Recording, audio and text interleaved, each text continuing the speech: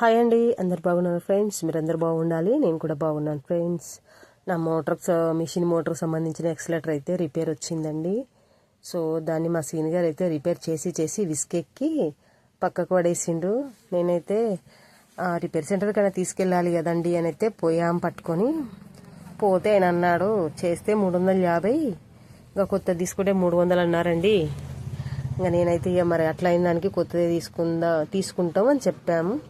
ఇగో ఇదేనండి కొత్తది ఎక్సలేటర్, ఇదేనండి కొత్తది. 300 కొత్తది అన్నాడు, చేస్తే 350 అన్నాడు. ఇంకా వైరు కనెక్షన్ మంచిగా నీట్గా ఉన్నాయి ఇప్పుడు. సో దానికి ఫ్లాష్ బ్యాగ్స్ కూడా తీసుకున్నానండి కొత్తది. కొంచెం ఇది బ్రాండెడ్కు హెవీ లోడు తీసుకునే వాటికి కూడా ఈ ప్లగ్ పెడితే ప్రాబ్లం రాకుండా ఉంటుంది అని అన్నారు.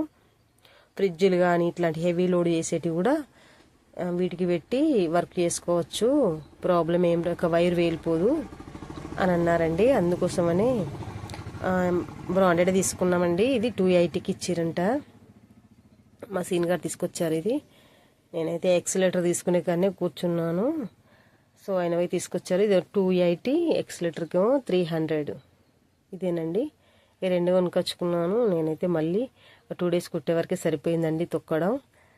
తొక్కి కుట్టాలంటే కష్టమైంది. ఇప్పుడున్న ఆరోగ్యాలు అంత ఫిట్నెస్గా ఏం లేవు. కరోనా ఇంజక్షన్లు పడ్డ కానించలైతే అందరూ ఎంత బలవంతులైనా కూడా సన్నగిలినట్టే ఉందండి శక్తి.